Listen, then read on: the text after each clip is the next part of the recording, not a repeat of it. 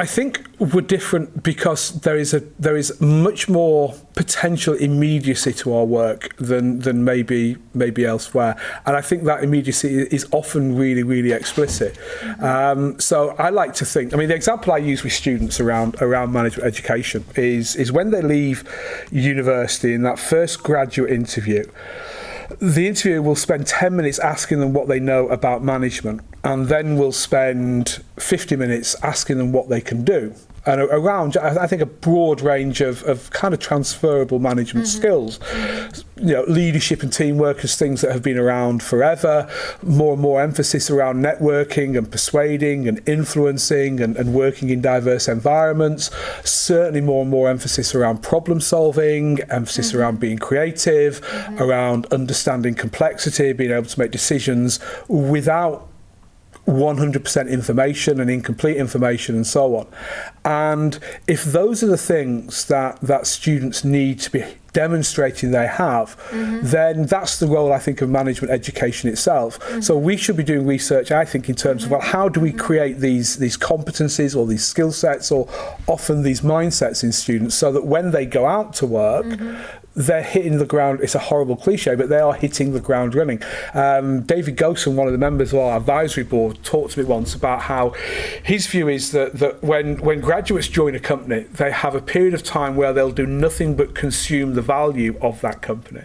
As they find their way in, as they find how things work, they understand their role, they start to be able to make a contribution. But they've got to go through that consuming value before they really start to add value.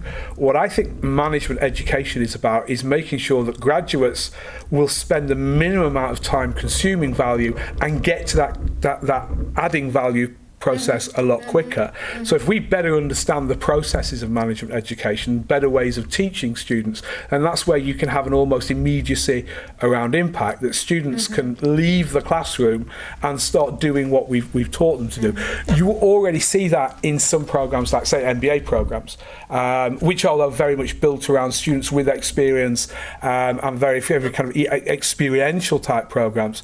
The challenge we have in education, that maybe one of the challenges that provides a bunch of really important questions for research to answer, is how can you scale up that immersive practice-based experience that's relatively straightforward to do for, say, 30 or 40 MBA students. How do you scale that up to 600 undergraduate students in a cohort or 500 postgraduate students in a cohort? And again, as I would always argue that you have to be as rigorous and evidence-based in your teaching as you are in your research. So there's the big challenge, is how can you find new ways and test new ways and demonstrate that those new ways work, so that you create a much more interesting and immersive student experience for lots and lots of students rather than a relatively small number of students.